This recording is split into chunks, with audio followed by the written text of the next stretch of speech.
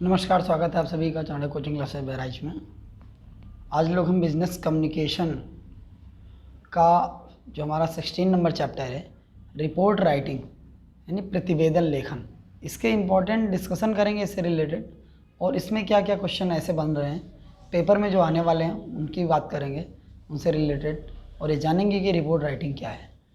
तो स्टार्ट करते हैं, चलिए स्टार्ट करेंगे।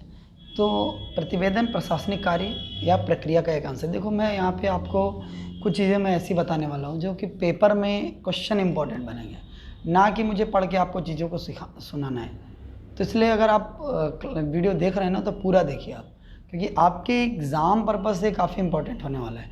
टाइम ज़्यादा नहीं लूँगा, कम ही टाइम में मैं आपको बहुत सारे क्वेश्चन में इसमें से जो बनेंगे वो मैं बता दूंगा। जैसे सबसे पहले अगर मैं एक क्वेश्चन की मैं बात करूं सीधे सीधे, तो प्रशासनिक प्रतिवेदन किसका? प्रशासनिक कार्य या प्रक्रिया का अंश है। किसका भाग है?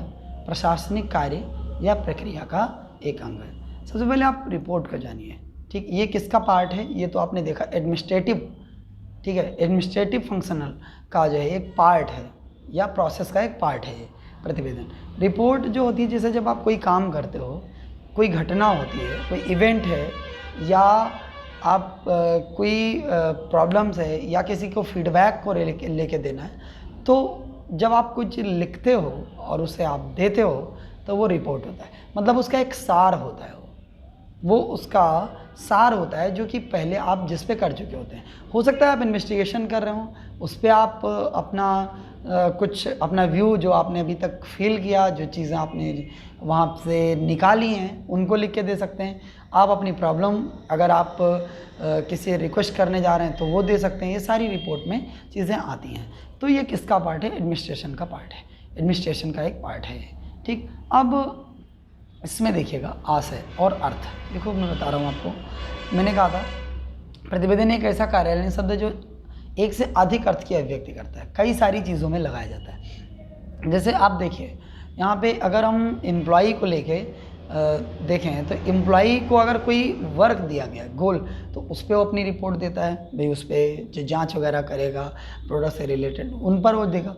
और आप अगर मारपीट हो जाता है, गाँव में झगड़ा हो जाता है, तो उस पर भी लोग रिपोर्ट लिखाने जाते हैं। इसीलिए इन्होंने कहा कि कई सारे अर्थ में हम इसको रिप्रेजेंट कर रहे होते हैं। इसके अंतर्गत शिकायती पत्र, आरोप पत्र, हम इसमें आरोप पत्र या घटने वाली घटनाओं से संबंधित जो भी इवेंट्स होते हैं, जो भी घटनाएं घटती हैं उससे संबंधित समस्त विषय समाहित किए जाते हैं। इसमें समस्या और उसका उपचार, कहते हैं ना, प्रॉब्लम एंड सॉल्यूशन, दोनों से रिलेटेड आप रिपोर्ट देते हैं, ठीक। तो मर्फी एंड चार्ल्स के according to Murphy and Charles, आप इंग्लिश वर्ड डिक्शनरी के अकॉर्डिंग भी आप देख सकते हैं। इंग्लिश वर्ड डिक्शनरी, प्रतिवेदन से प्राय एक मौखिक या लिखित लेखा जोखा से जो सुना हुआ, देखा हुआ, अध्ययन किया हुआ इत्यादि होता है। जो आप देखो, जो सभी तो कैरेक्टरिस्टिक्स होती हैं रिपोर्ट। अब देखो यहीं पे रिपोर्ट की आप कैरेक्टरिस्टिक्स देख लीजिए, क्या होता है, मौखिक हो या लिखित हो, है एक मौखिक या लिखित लेखा जोखा से है। ध्यान रखिएगा कि कैरेक्टरिस्टिक्स में जब भी कोई क्वेश्चन पूछा जाएगा तो इन्हीं से रिलेटेड पार्ट से पूछ लिया जाता है और फिर आपको दिक्कत। तो रिटन और ओरल दोनों की बात की गई है। फिर जो सुना हुआ, आपने सुना है या जिसको देखा हुआ है या जिसको आपने पढ़ा है, सुना है झगड़ा हो गया, देखा हुआ मारपीट होते हुए, अध्ययन हुआ किसी के बारे में आपने पढ़ा, स्टडी की, तो वहाँ पे भी रिपोर्ट बनाते हैं, शॉर्ट नोट जो होता है। तो ये सब किस में आता है? रिपोर्ट में आता है। प्रतिवेदन हिंदी में कहते हैं, प्रतिवेदन में आता है। तो व्यावसायिक अब देखो मर्फी एंड चार्ल्स के अकॉर्डिंग अगर हम देखें तो प्रतिवेदन एक ऐसा एक निश्चित महत्वपूर्ण व्यावसायिक उद्देश्य एक या अधिक व्यक्तियों द्वारा किया गया तथ्यों का निष्पक्ष प्रस्तुति, वस्तुपरक, योजनाबद्ध प्रस्तुतिकरण है, ठीक। तो ये इसकी डेफिनेशन है, इसको डेफिनेशन को देखिएगा। अब नेक्स्ट मैं बात कर रहा हूँ यहाँ पे, देखो इसकी कैरेक्टरिस्टिक्स है, कैरेक्टरिस्टिक्स ऑफ रिपोर्ट, इसकी विशेषताएं, प्रतिवेदन की विशेषताएं क्या होती हैं। तो प्रतिवेदन का संबंध घटना प्रकरण से संबंध होता है, विशेष से रहता है। कहते हैं स्पेसिफाइड कोई इवेंट होता है, इवेंट से रिलेटेड जो रिपोर्ट होती है वो किसी इवेंट से रिलेटेड होती है। पर्टिकुलर कोई एक कोई वहाँ पे कोई प्रॉब्लम होगी, कोई इवेंट होगी, उससे रिलेटेड होगी। फर्स्ट इसकी कैरेक्टरिस्टिक्स है। सेकंड क्या होती है कि उद्देश्य, इसका उद्देश्य सत्य को प्रकाश में लाना होता है, मतलब सच आए, ट्रू जो है वो सामने आ जाए। ये इसका ऑब्जेक्टिव जो होता है वो सही चीज़ को सामने लाना होता है। घटना या विवरण का स्वतंत्र जांच समिति दल द्वारा इसका एक समय निर्धारित होता है, उस समय में देना होता है। जो भी कमेटी बनाई जाती है वो अपनी रिपोर्ट इस पर देती है कम टाइम, ठीक। इसमें घटना की पुनरावृत्ति की संभावना को रोकने के लिए सुझाव दिए जाते हैं। ऐसी चीज़ें जब आपने कोई चीज़ बताई कि वहाँ झगड़ा हो गया तो उस पर लोग, अगर कोई कमेटी बनती है उस पर, तो वो सब करने के बाद उसके सुझाव भी होंगे कि ये कैसे कुछ किया जाए जो कि यहाँ पे ये सारी प्रॉब्लम दोबारा फिर ना आए। प्रमाण आलेखन करना, प्रमाण आलेखन मतलब होता है कि एक वाउचिंग होना चाहिए, वाउचिंग होती है। वाउचिंग का मतलब ये होता है कि आप उनमें जब भी कोई चीज़ लिखें तो उसको विद प्रूफ आप लिखते हैं। ऐसा नहीं होगा कि आप डायरेक्ट ऐसे हो जाएंगे। जैसे प्रमाण आलेखन, समझ रहे हैं ना, ये प्रमाण आलेखन, ये जो आपने पढ़ा ये। अब रोचकता, इंटरेस्ट होता है एक का, हर चीज़ का इंटरेस्ट, देख रहे हैं आप, ये देख रहे हैं, ये इंटरेस्ट की बात कर रहा है वो, तो इंटरेस्ट होना चाहिए सामने वाले का उस पर रिलेटेड। अब इसके टाइप जो है, टाइप कितने होंगे, कैरेक्टरिस्टिक्स तो आपने देख लिया, कैरेक्टरिस्टिक्स से रिलेटेड जो क्वेश्चन होंगे मैं उनको अंडरलाइन कर रहा था। अब इसके टाइप अगर आप देखें तो टाइप में पर्सनल एंड इम्पर्सनल। पर्सनल जो होते हैं वो अधिकारी पद के अनुसार देता है, और जो है, और इम्पर्सनल जो होते हैं वो इम्पर्सनल किसी एक व्यक्ति विशेष से संबंधित नहीं होता, वो पूरी संस्था से संबंधित होता है। अगला जो है होता है ये फॉर्मल एंड इनफॉर्मल। तो फॉर्मल जो होते हैं वो एक प्रॉपर फॉर्मेट में दिए जाते हैं। जैसे आपको कहीं अप्लीकेशन फॉर्म देना है तो अप्लीकेशन फॉर्म आप वहाँ पे भरते हो तो कहीं प्रॉपर फॉर्मेट में देते हो, ऐसा तो है नहीं कि आप ऐसे दे देते हो।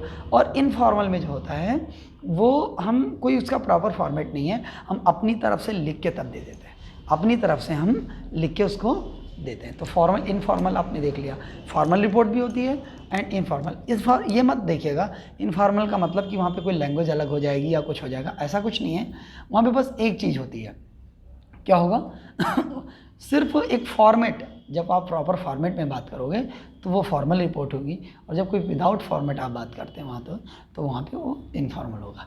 Regular and special report, regular report जो आप टाइम टू टाइम, देखो मंथली रिपोर्ट जाती है, देखा होगा हर डिपार्टमेंट में ज़्यादातर आप अगर कोई जहाँ पे अटेंडेंस का इशू आता है वहाँ पे रिपोर्ट जाती है, तो ये होता है। और मासिक हो सकती है, दैनिक हो सकती है। और एक होता है स्पेशल रिपोर्ट। स्पेशल रिपोर्ट वो होती है जो कभी कभी किसी स्पेशल कंडीशन में बनाई जाती है, ये होता है। अब एक होता है written and oral memorandum, written भी और ओरल दोनों केस में। अब एक तो फैक्चुअल रिपोर्ट तथ्यात्मक, जिसमें किसी तथ्य या सिफारिश की बात की गई हो। जैसे सरकार को इस समय क्या करना चाहिए, सरकार कोरोना काल से कैसे आप लोग अपने आप को बचा सकती है, तो ऐसे रिलेटेड जो रिपोर्ट दी जाती हैं वो सिफारिशें वो अलग हैं। या तो विशेष शिकायती पत्र कोई देते हैं वहाँ आप अधिकारी से रिलेटेड, ये होता है पर्सनल रिपोर्ट, तो ये तो गोपनीय होता है। पर्सनल जो रिपोर्ट होती है ये सेक्रेट होती है, और ये व्यक्ति विशेष तक ही से पहुँचाना होता है, और इसको सब लोग नहीं दे सकते। ये इंपॉर्टेंट है। पर्सनल रिपोर्ट का मतलब आप मंत्री जी को कोई लेटर लिखते हैं तो पर्टिकुलर मंत्री जी को अगर पर्सनल है तो मंत्री जी उस लिफाफे को खोलेंगे, कोई दूसरा नहीं खोलेगा। ये चीज़ें अब देखिए इम्पोर्टेंस, यार इम्पोर्टेंस में क्या देखा जाए, इम्पोर्टेंस तो सारी चीज़ें हर जगह इम्पोर्टेंस होगी। आप रिपोर्ट देंगे तो उससे जानकारी बढ़ेगी सामने वाले की, या प्रॉब्लम सॉल्व होगी, दोबारा संभावनाएं नहीं होंगी घटना घटने की, ये सब। तो इन्होंने कहा प्रबंधकीय कार्य, कोई भी प्रबंधकीय कार्य, मैनेजरियल फंक्शन कोई हो ही नहीं सकता यहाँ पे बिना रिपोर्ट के हो ही नहीं सकता है। जैसे मैं देखो इन्होंने कंपेयर देखो कैसे किया है, जिस प्रकार बिना हृदय के, हार्ट बिना, जैसे मनुष्य का शरीर है ना, ये हमारी बॉडी है, ये पूरी तरीके से शिथिल हो जाती है और काम करना बंद कर देती है। उसी तरीके से अगर कोई एम्प्लॉई यहाँ पे रिपोर्ट के बिना हमारा जो संगठन है, मेरा ऑर्गेनाइजेशन है, वो काम करना एक मान के चलो कि वो बंद कर देता है। मैक्सिमम टाइम जो देते हैं हमारे एम्प्लॉई, वो कितना 80% टाइम समथिंग वो रिपोर्ट राइटिंग पे ही देते हैं, उसी पे वो वर्क करते हैं। ये ध्यान रखिएगा, ये इसका इंपॉर्टेंस है, इसको आप ध्यान रखिए। अब इसके इंपॉर्टेंस को पॉइंट वाइज आप देख भी सकते हैं। जो है क्या प्रतिवेदन संतुलित आंकड़ों के व्यवस्थित एवं व वैज्ञानिक विश्लेषण के द्वारा निष्कर्ष सुझाव प्रस्तुत करता है। ये एक साइंटिफिक एनालिसिस करते हैं हम भी किसी भी टॉपिक का। जैसे कहीं पे बवाल हो गया, कुछ हो गया, एसआईटी का गठन किया गया, तो ऐसे तो वो भावनाओं में बह के रिपोर्ट दे ही नहीं देगी, वो चीज़ों पे डिस्कशन करेगी, उस पर जानेगी, फिर उसके बाद में वो ऐसी चीज़ें करेंगे। अगला अब देखो जांच होता है, निरीक्षण होता है, कोई इन्वेस्टिगेशन होगा उसके बाद देते हैं। और इसमें समिति के जो सदस्य होते हैं जो बनाए जाते हैं वो जटिल समस्याओं को निराकरण भी रिपोर्ट में देते हैं, जो हमारी कोई बहुत सारी टफ प्रॉब्लम्स होती हैं उनसे रिलेटेड अपनी सजेशन देंगे, उनका सोल्यूशन देते हैं। और ये देखो अगला, प्रगत प्रतिवेदन के द्वारा एक संगठन में योजना एवं नीतियों के सफलतापूर्वक क्रियान्वयन में सहायता मिलती है। भाई एक होती है कि संगठन में अभी तक कितने लोग जुड़े, क्या करें, ऐसे भी एक रिपोर्ट होती है जो रूटीन रिपोर्ट में डेली जाया करता है। सूचना एवं शिकायत भी दर्ज होती है इस रिपोर्ट में, ये इंपॉर्टेंस होता है। अब बात ये आई कि फैक्टर और रिपोर्ट प्रेजेंटेशन प्रोसेस, क्या प्रतिवेदन प्रस्तुतिकरण प्रक्रिया के घटक या तत्व। जब हम रिपोर्ट लिखेंगे तो उसमें कौन कौन सी चीज़ों को सम्मिलित करना चाहिए हमको, ये इंपॉर्टेंट है। सबसे ज़्यादा इंपॉर्टेंट क्वेश्चन इसी में से बनेंगे। तो एक कहते केस फैक्टर, समझिएगा मेरी बात। केस, प्रकरण क्या है, प्रकरण का मतलब घटना, कौन सी घटना है, क्या हुआ था, घटना या दुर्घटना, इवेंट जिसे आप कह सकते हैं, इवेंट होता है उसे रिलेटेड। फिर एक होता है इन्वेस्टिगेशन फैक्टर। इन्वेस्टिगेशन फैक्टर का मतलब जो आयोग, जो मेरा दल जो बनाया जाएगा, जो भी बनाया जाएगा वो उस पर क्या अपना व्यू दे रहा है, वो इम्पोर्टेंट है। अगला समय, टाइम फैक्टर, एक विद इन टाइम दिया जाता है। रिपोर्ट का भी अपना टाइम है, 1 हफ्ते के अंदर, 2 हफ्ते के अंदर, 3 हफ्ते के अंदर ये होना चाहिए ऐसा। ऑब्जेक्टिव फैक्टर, हमारा जो उद्देश्य क्या होता है, समस्या को सॉल्व करना या लोगों को सिर्फ जानकारी देना, ऐसी चीज़ें जो आती हैं वो अब जो है ऑब्जेक्ट्स फैक्टर में आ जाती हैं। तो एक लिखा हुआ आता प्रतिवेदन, इन्होंने बात की फैक्टर में कि एक अस्त्र होता है, प्रतिवेदन स्वयं एक हथियार होता है, हथियार जो निर्णय की क्षमता पैदा होती है, जिससे कि आपके अंदर निर्णय की क्षमता, अपनी अभिव्यक्ति, भविष्य को लेके कोई विचार विमर्श, पदोन्नति, ये सारी चीज़ें आ जाती हैं। तो अब इसके बाद आते हैं कि main characteristics of effective business report. अगर हम अगली बिजनेस रिपोर्ट बना रहे हैं, अच्छी रिपोर्ट बना रहे हैं, तो हमें क्या कौन कौन सी चीज़ें ऐसी हैं जो उसमें रखना चाहिए। तो क्लियरिटी होनी चाहिए, जो आप लिख रहे हैं, जो आप सामने वाले को बताना चाह रहे हैं, वो सामने वाले को ये बात पता होनी चाहिए कि आप क्या बता रहे हो। तो ये clarity, first point clarity. Second point हमारा कंसाइज, संक्षिप्त होना चाहिए। इतनी लंबी मैं आपको क्लास दे रहा हूँ, अब एक छोटी सी क्लास को मैं खूब घुमा फिरा के मैं आपको बताऊँ, यार सारा इंटरेस्ट खत्म हो जाएगा, मज़ा ही नहीं आएगा। करेक्टनेस, शुद्धता होनी चाहिए, शुद्ध होना चाहिए। कोई जो है, जब आप कोई चीज़ें लिखें तो उनमें कोई गलत तथ्य का इस्तेमाल आप नहीं करेंगे, गलत का प्रयोग आप नहीं करेंगे। तो ये शुद्धता, correctness and the completeness means संपूर्णता, पूरा प्रकरण की पूरी जानकारी उसमें दी होनी चाहिए, पूरा सारी चीज़ें उसमें बता दें आप, ऐसा कुछ छिपाएं नहीं। अर्थात और रियलिज्म का मतलब होता है, रियलिज्म का मतलब कि वास्तविक यथार्थ होना चाहिए।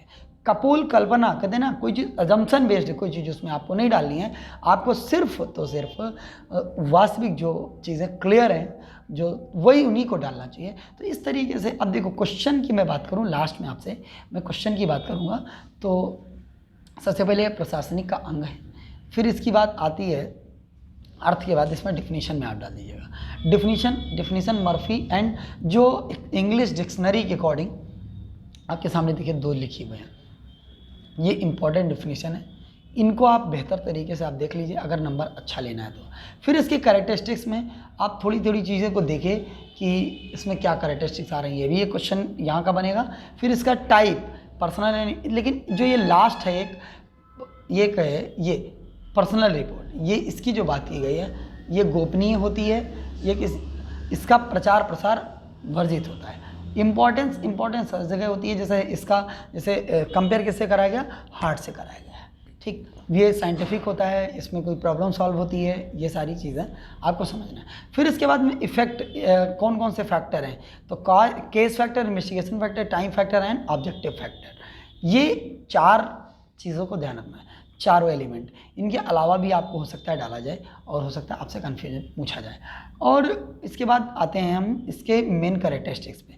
तो क्या 7C अगर किसी ने याद किया हो, 7C इफेक्टिव कम्युनिकेशन का पार्ट था 7C अगर आपने कंप्लीट किया हुआ है तो वही चीज़ें यहाँ पे आती हैं, इसमें कुछ नया नहीं है, बस एक पॉइंट नया है, रियलिज्म का मतलब होता है यथार्थ चीज़ों को आप बताएं उनको वहाँ पे, ठीक। तो इस तरीके से आपके रिपोर्ट के इंपॉर्टेंट क्वेश्चन मैंने देख लिए हैं और मैंने बता दिए। आपको अगर ये वीडियो पसंद आया तो लाइक करें, कमेंट करें, क्योंकि अब आपको फीडबैक ऐसे वीडियो में देने की ज़रूरत है, क्योंकि मैं कई तरीके से मैं आपको क्लासेस दे रहा हूँ। तो जिसमें बेहतर क्लास कौन सी होगी ये ज़रूरी है जानना, क्योंकि और भी मेरे पेपर हैं। मैं हो सकता हूँ उन्हीं मेथड को आगे मैं फॉलो करूँ। अगर आपको समझ में आ रहा है ये मेथड तो ज़रूर कमेंट करें, और अगर नहीं समझ में आ रहा है तो पुराने वीडियो बने हैं उनको ज़रा देखें और उनके बेस पे आप मुझे बताएं कि मुझे क्या करना चाहिए, जिससे कि आपको ज़्यादा बेहतर समझ में आएगा। धन्यवाद। चलिए अगला